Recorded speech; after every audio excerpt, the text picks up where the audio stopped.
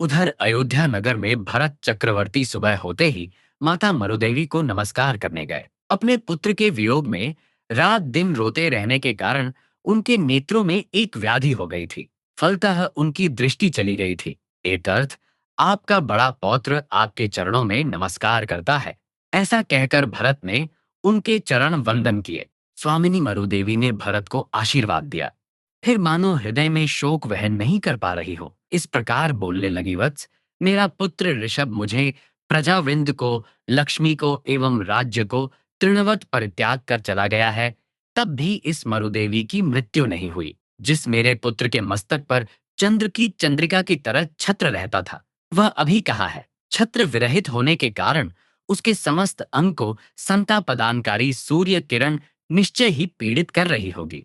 पहले तो वह श्रेष्ठ हस्ती आदि वाहन पर आरूढ़ होकर निकलता था, अब पथचारी पथिक की भांति पैदल चलता होगा। पहले उसकी देह वारांगनाएं चमर वीजती थीं, अब वह दंश मशकाद की पीड़ा सहन करता होगा। पहले वह देवों द्वारा लाया हुआ दिव्य आहार ग्रहण करता, और आज अभोजन की तरह भिक्षा भोजन ग्रहण करता है। पहले वह महानन रिद्ध संपन्न रत्न सिंहासन पर बैठता था, आज गैंडे की तरह बिना आसन के ही बैठता है। पहले वह नगर रक्षक और शरीर रक्षकों से रक्षित होकर नगर में रहता था, अब तो वह सिंहाद पशुओं से पूर्ण वन में वास करता होगा। दिव्यांगनाओं के अमृत तुल्य गीत श्रवणकारी, उसके कर्ण सुचिवितकारी सर्पों की फुंकार सुनते होंगे। कहाँ उसकी पूर्व स्थिति और कहाँ आज की वर्तमान स्थिति। हाय, मेरे पुत्र ने कितना दुख सहन किया है। वह कमल तुल्य कोमल था, आज वर्षा के उपद्रवों को सहन करता है। अरण्य की मालती लता की तरह हेमंत का हिमपात उसे विवश होकर सहन करना होता है। ग्रीष्म काल में वनवासी हस्ती की तरह सूर्य के अति दारुण किरणजालों का वह कष्ट सहन करता होगा। इस प्रकार मेरा पुत्र वनवासी होकर आश्रयहीन साधारण पुरुष की तरह अकेला प्रव्रजन करता है, दुख सहन करता है। मेरे ऐसे दुख पीड़ित पुत्र को मानो मेरी आंखों के सम्मुख ही हो, इस प्रकार देखती हूँ, और तुम्हें भी सर्वदा ये सब बातें सुनाकर दुखित करती रहती हूँ। मरुदेवी माता को इस प्रकार दुखार्त देखकर राजा भरत हाथ जोड़कर अमृत तुल्य वाणी में बोले, हैं देव, धैर्य के पर्वत तुल्य, वज्र के सार रूप, महासत्व संपन्न मनुष्य शिरोमणि मेरे पिता की मां होकर आप इस प्रकार दुख क्यों हो रही हैं? इस समय पिताजी संसार समुद्र को अतिक्रम करने का प्रयत्न कर रहे हैं, अतः हम लोगों को गले में लटकते हुए पत्थर की तरह समझकर परित्याग कर दिया है। उनके सम्मुख तो वन विचरणकारी हिंस्र पशु भी प्रस्तर मूर्ति की भांति ही हो जाते हैं। वे उन्हें जरा भी कष्ट नहीं दे सकते। क्षुधा, तृष्णा, शीत, ग्रीष्म पिताजी के कर्म नाश करने में सहायक हो रहे हैं। यदि आपको मेरी बातों का विश्वास नहीं है तो अल्प समय के मध्य ही जब पुत्र के केवल ज्ञान प्राप्ति का समाचार सुनेंगी तो अवश्य ही विश्वास हो जाएगा। ठीक उसी समय द्वारपाल ने यमक और शमक नामक दो संवाद वाहकों के आने की सूचना महाराज भरत को दी। उनमें यमक ने आकर प्रणाम निवेदन कर कहा है, देव, आज पुरिंताल नगर के शक्टानन उद्यान में युगादिनाथ को केवल ज्ञान उत्पन्न हुआ है।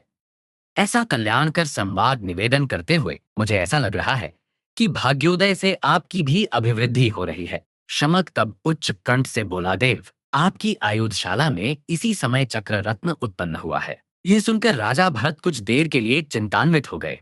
उधर पिता ने कैवल्य प्राप्त किया है, इधर चक्ररत्न उत्पन्न हुआ है, अब मेरे लिए प्रथम किसकी पूजा करना उचित है? किंतु कहाँ विश्व को अभयदान देने वाले मेरे पिता और कहाँ प्राण विनाशकारी यह चक्र?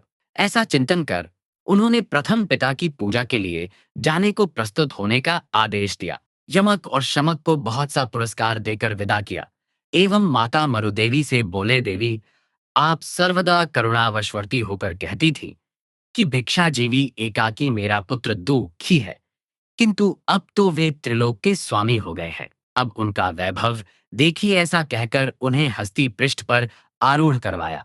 पीछे मूर्तिमती लक्ष्मी की तरह सोना, रत्न और माणिक्य के आभूषणों से युक्त अश्व, हस्ती, रथ और पदातिक सेना लेकर महाराज भरत ने यात्रा प्रारंभ की। निज आभूषणों की द्योति से जंग तोरण रचनाकारी सैन्य सहित चलते हुए महाराज भरत ने दूर से ही ऊपरी प्राकार को देखा और मरुदेवी माता को बोले, देवी, वह देखिए देवी और देवताओं ने प्रभु के समवसरण की रचना की है। सुनिए, पिताजी के चरणों की सेवा से आनंदित बने देवताओं की जय ध्वनि।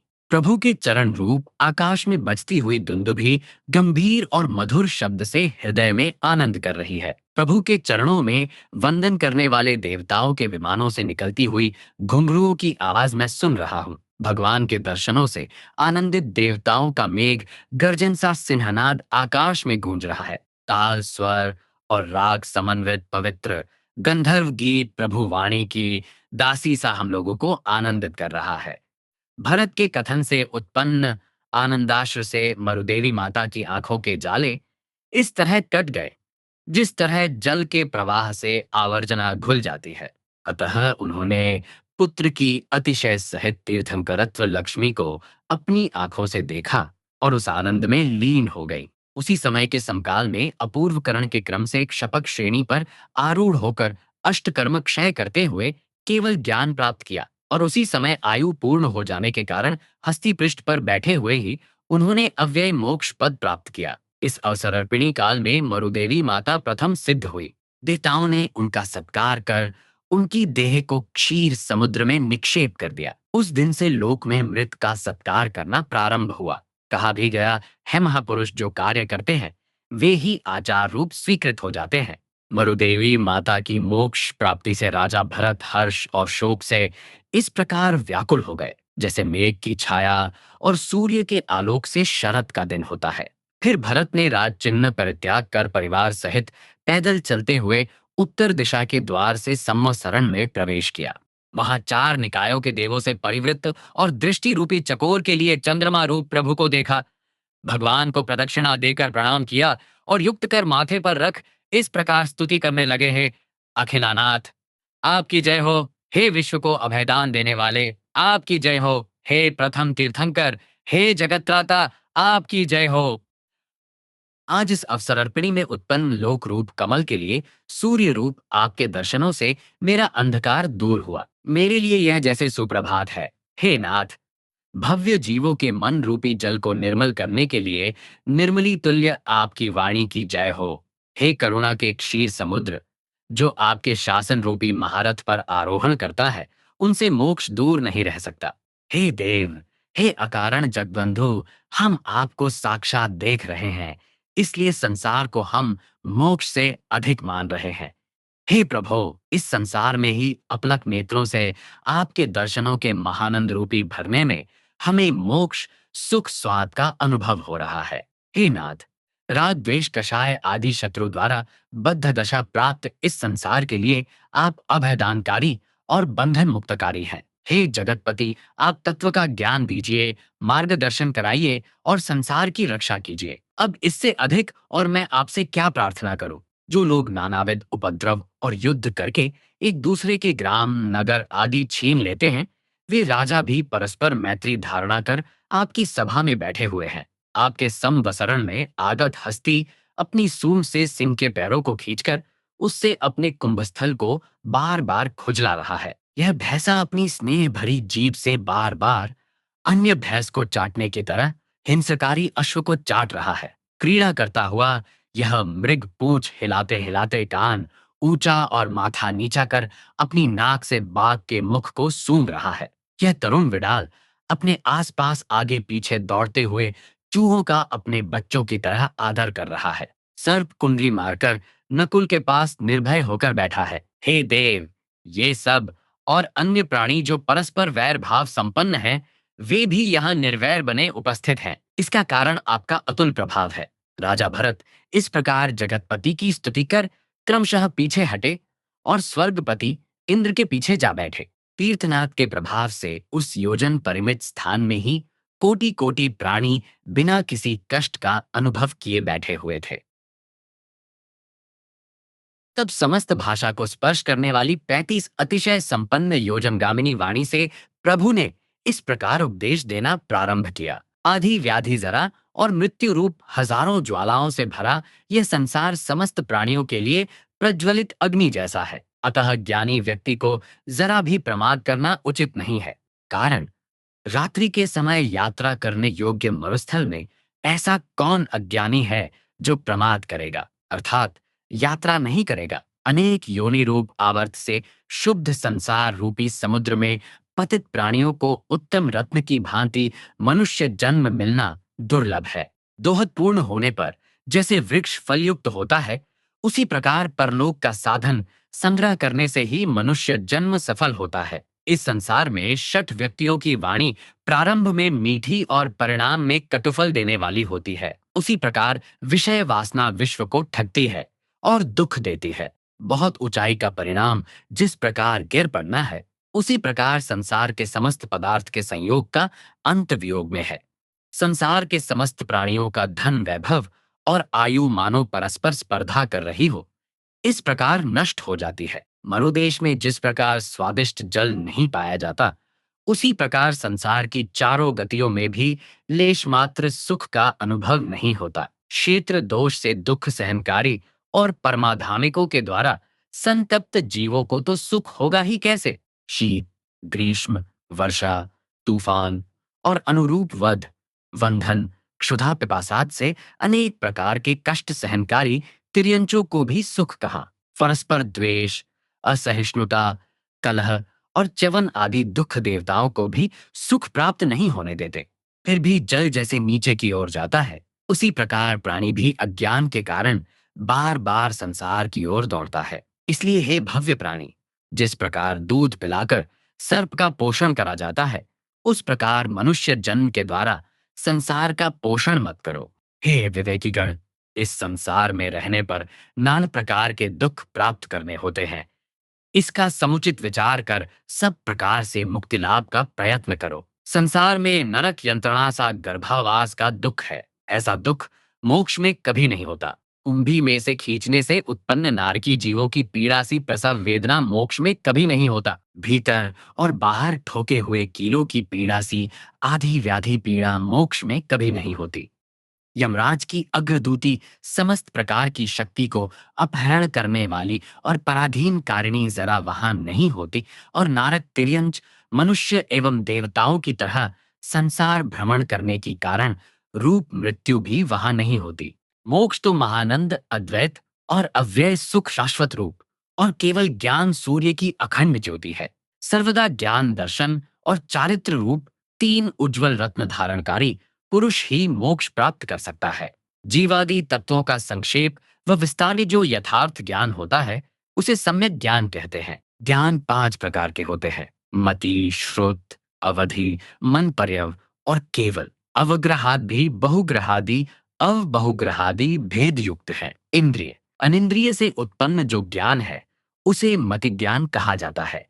पूर्व, अंग, उपांग और प्रकीर्णक सूत्र ग्रंथ में जो विस्तारित भाव से पाया जाता है और स्याद शब्द के द्वारा सुशोभित होता है, ऐसे अनेक प्रकार के ज्ञान को श्रुत ज्ञान कहते हैं। जो ज्ञान नारकी जीवों को जन्म से ही उत्पन्न होता है, उसे अवधि ज्ञान कहते हैं।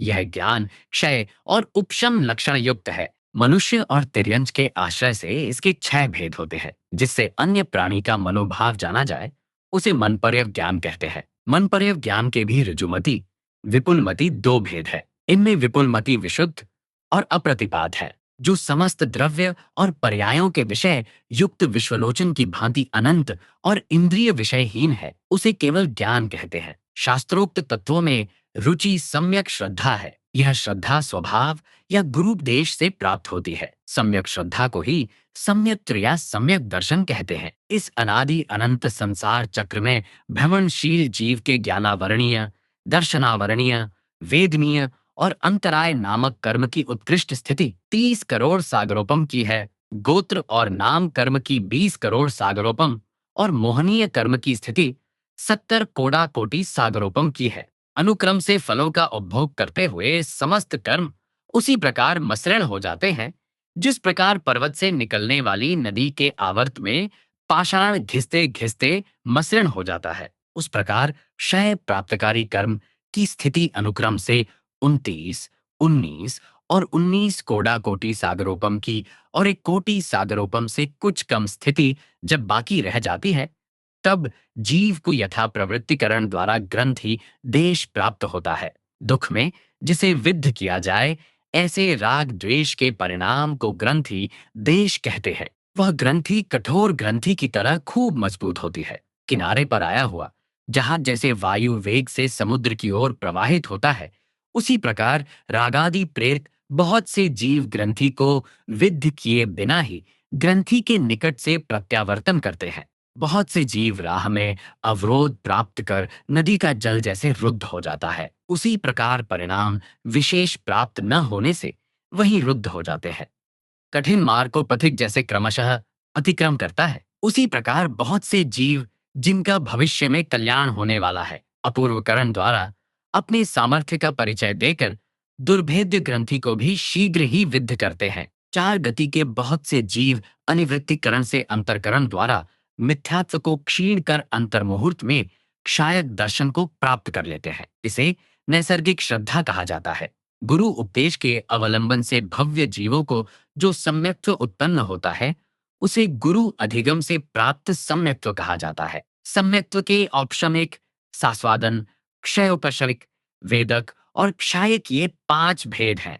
कर्म ग्रंथि विद्ध होकर जिस जीव को अंतर्मुहूर्त के ये सम्यक्त्व की प्राप्ति होती है, उसे औपशमिक सम्यक्त्व कहते हैं। इसी प्रकार उपशम श्रेणी के योग से जिसका मोह शांत हो गया है, ऐसे जीव को मोहक उपशम से जो सम्यत्व प्राप्त होता है, उसे भी औपशमिक सम्यत्व बोला जाता है।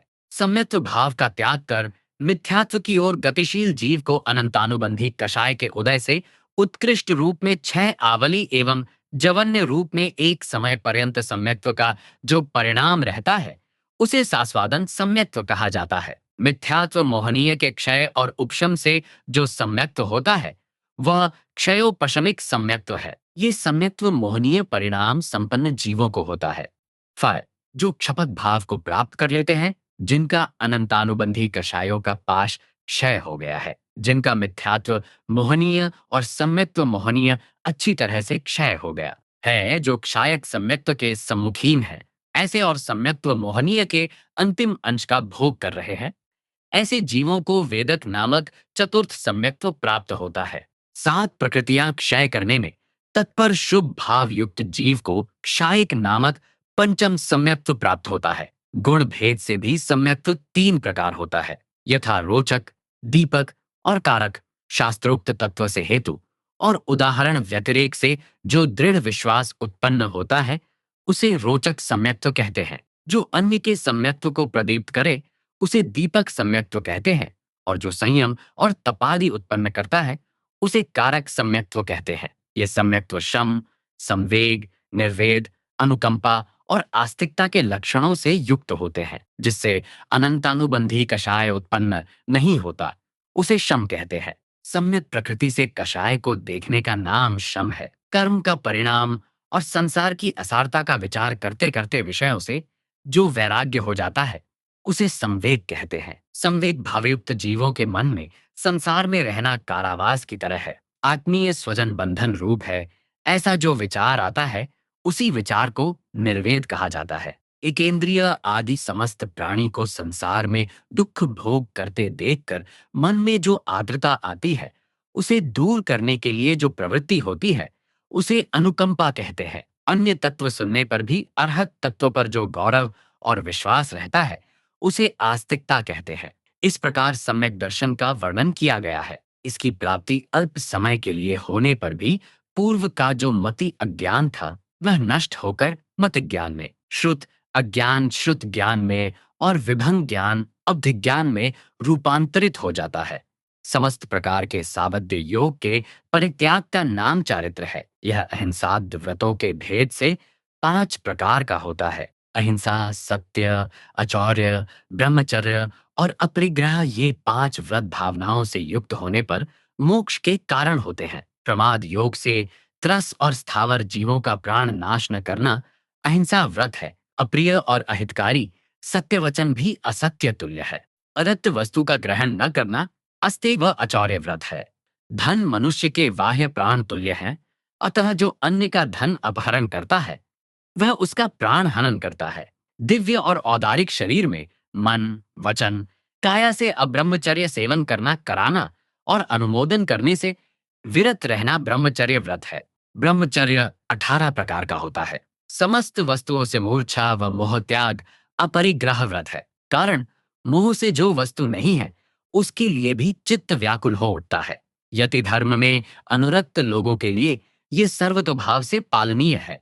गृहस्थों के लिए देश व आंशिक पालन को चारित्र कहते हैं। 5 अणुव्रत, 3 गुणव्रत और 4 शिक्षा व्रत गृहस्थों के लिए ये 12 व्रत हैं। ये व्रत सम्यक्त्व के मूल हैं। पंगु होना, कुष्ठ रोग होना और क्रूरता हिंसा के परिणाम है। इसलिए बुद्धिमान व्यक्तियों का निरपराध त्रस्त जीवों की हत्या से विरत रहना उचित है। वाक यंत्रों की न्यूनता, अस्पष्ट उक्ति, मूकत्व, मुख व्याधि आदि झूठ बोलने के परिणाम है। जानकर झूठ बोलना, स्त्रियों के संबंध में मिथ्योक्ति आदि 5 प्रकार के असत्य भाषण का परित्याग कर देना चाहिए। नपुंसकता, इंद्रियहीनता को अब्रह्मचर्य का फल जानकर बुद्धिमान व्यक्ति स्वदार संतोष और पर स्त्री का त्याग करे। असंतोष, अविश्वास, आरंभ और दुख आदि को परिग्रह मूर्छा का परिणाम जानकर परिग्रह परिणाम करना उचित है। 10 दिशाओं में किसी भी दिशा में निर्मित सीमा का अतिक्रम कर न जाना दिग्व्रत नामक प्रथम गुणव्रत है। समर्थ होने पर भी भोग और उपभोग की संख्या निर्धारण भोगोपभोग परिमाण नामक तृतीय गुणव्रत है। आर्त और रौद्र ध्यान करना, पाप कर्म का उपदेश देना, किसी की ऐसी वस्तु दान करना जिससे हिंसा होती है एवं प्रमादाचरण, इन 4 को अनर्थ दंड कहा जाता है। शरीरादि अर्थ दंड के प्रतिपक्षी अनर्थ दंड का त्याग करना तृतीय गुणव्रत है। आर्थ और रौद्र ध्यान त्याग कर सावध्य कर्म का परिहार कर 1 मुहूर्त अथवा 48 मिनट पर्यंत समभाव धारण करना सामायिक व्रत है। दिवस रात्रि संबंधी दिग्व्रत परिणाम को और अधिक सीमित करने को देशावकाशिक व्रत कहते हैं। 4 पर्व दिन और चतुर्दशी के दिन उपवास आदि तपस्या करना, संसार संबंधी समस्त कर्मों का परित्याग करना, ब्रह्मचर्य पालन करना और अन्य स्नानादि क्रिया का परित्याग करना पौषध व्रत है। अतिथि को चतुर्विध आहार, पात्र, वस्त्र और स्थान दान को अतिथि संविभाग व्रत कहते हैं। चतुर्विध आहार, असन अन्नादि भोजन, पान पेय वस्तु, खादिम फल आदि, स्वादिम लवंग, इलायची आदि। यति और श्रावकों को मोक्ष प्राप्ति के लिए सम्यक ऐसे 3 रत्नों की सर्वदा उपासना करनी चाहिए। ऐसा उपदेश सुनकर उसी समय भरतपुत्र ऋषभसेन ने प्रभु को नमस्कार कर निवेदन किया है, स्वामी, कषाय रूपी दावानल में, इस भयंकर संसार रूपी अरण्य में आप नवीन मेघ की भांति अद्वितीय तत्वामृत वर्षा कर रहे हैं। समुद्र में निमज्जमान व्यक्ति जैसे समुद्र में पोत प्राप्त करता है, पिपासित जल सत्र, शीत से व्याकुल अग्नि, आतप पीड़ित वृक्ष की छाया, अंधकार निमग्न द्वीप, दरिद्र धन, विष पीड़ित अमृत, रोगग्रस्त औषध, शत्रु पीड़ित दुर्ग का आश्रय, उसी प्रकार संसार भय से भयभीत हमने आपको प्राप्त किया है। इसलिए हे दयानिधे, रक्षा करिए, हमारी रक्षा करिए। पिता, भाई, भतीजा और अन्य आत्मीय परिजन संसार भ्रमण के हेतु रूप होने के कारण अहितकारी तुल्य है, अतः इनसे मुझे क्या प्रयोजन। हे जगत शरण्य, इस संसार समुद्र को उत्तरण करने में सहायकारी आपकी मैं शरण ग्रहण करता हूँ, अतः आप मुझ पर प्रसन्न हो और मुझे दीक्षा दे। इस प्रकार निवेदन कर ऋषभसेन ने भरत के अन्य 500 पुत्र और 700 पौत्र सहित व्रत ग्रहण कर लिया। सुरासुर अभिनंदित प्रभु के केवल ज्ञान की महिमा देखकर भरत पुत्र मरीच ने भी व्रत ग्रहण कर लिया। भरत की आज्ञा मिलने पर ब्राह्मी भी दीक्षित हो गई। कारण लघु कर्म युक्त जीवों के लिए गुरु का उपदेश प्रायः साक्षी मात्र ही होता है। बाहुबली की आज्ञा पाकर सुंदरी भी दीक्षा लेने को उद्यत हो गई, किंतु भरत के निषेध करने पर वह प्रथम श्राविका बनी। भरत ने भी प्रभु से श्रावक धर्म ग्रहण किए। कारण योग्य कर्मों को भोगे बिना व्रत प्राप्त नहीं होता। मनुष्य, तिर्यंच और देवताओं को उसी परिषद में किसी ने साधु व्रत ग्रहण किया तो किसी ने सम्यक्त्व ग्रहण किया। उन राज तपस्वियों के मध्य कच्छ और महाकच्छ को छोड़कर अन्य समस्त तापस प्रभु के निकट आकर सहर्ष पुनः दीक्षित हो गए। उसी समय से चतुर्विद संघ की प्रतिष्ठा का नियम प्रवर्तित हुआ। उसी चतुर्विद संघ में ऋषभसेन प्रमुख साधु और ब्राह्मी प्रमुख साध्वी बनी। भरत प्रमुख श्रावक और सुंदरी प्रमुख श्राविका हुई। चतुर्विद संघ की यह व्यवस्था तब से आज तक एक श्रेष्ठ गृह रूप में चलती आ रही है। उसी समय प्रभु ने गणधर नाम कर्मयुक्त ऋषभसेन आदि 84 लोगों को सद्बुद्धि संपन्न साधुओं के समस्त शास्त्र जिनमें समाविष्ट हो ऐसे उत्पाद, व्यय और द्रव्य नाम युक्त पवित्र प्रदी का उपदेश दिया। उसी त्रिपदी के अनुसार गणधरों ने अनुक्रम से चतुर्दश पूर्व और द्वादशांधी की रचना की।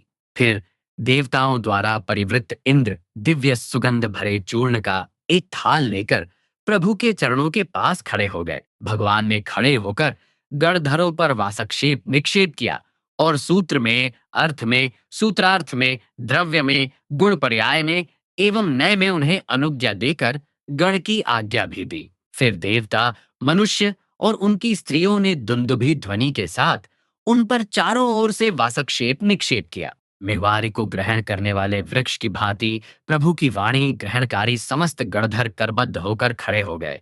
तत्पश्चात भगवान ने पूर्व की तरह पूर्वाभिमुखी सिंहासन पर बैठकर पुनः हितप्रद धर्मोपदेश दिया।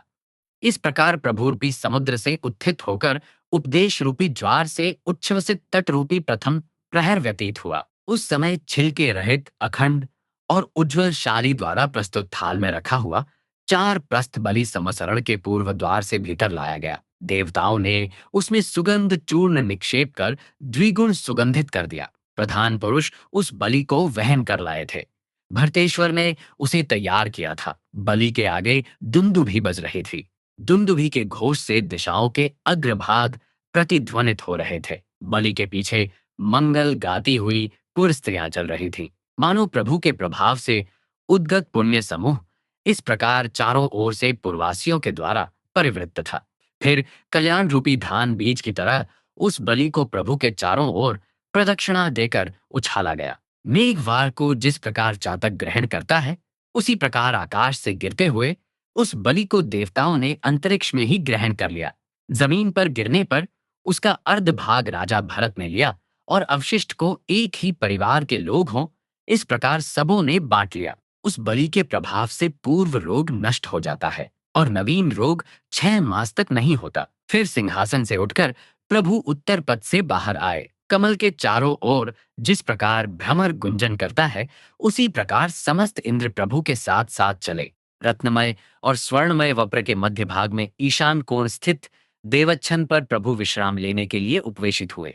उसी समय भगवान के मुख्य गणधर ऋषभसेन ने भगवान के पादपीठ पर बैठकर धर्मोपदेश देना प्रारंभ किया। कारण इससे एक तो प्रभु की क्लांति दूर करने का आनंद मिलता है, दूसरे में शिष्य का गुण प्रकाशित होता है और परस्पर प्रतीति होती है। गणधर उपदेश के ये 3 गुण हैं। जब गणधरों का उपदेश समाप्त हुआ, तब सब प्रभु को वंदना कर अपने अपने स्थान को लौट गए। इस प्रकार तीर्थ स्थापित होने के पश्चात गोमुख नामक जो यक्ष प्रभु के निकट रहता था, वह अधिष्ठायक देव बना। उसके 4 हाथ थे। दाहिनी ओर के दोनों हाथों में से एक हाथ वरद मुद्रा में था और दूसरे में अक्षमाला सुशोभित थी। बाईं ओर के दोनों हाथों में बिजौरा और पाश था। उसकी देह का वर्ण स्वर्ण कांतिमय था और वाहन हस्ती था। इस प्रकार भगवान ऋषभ के तीर्थ में उनके निकट अवस्थान कारिणी प्रतिचक्रा शासन बेली बनी। उसकी कांति स्वर्ण की सी थी। वाहन था गरुड़।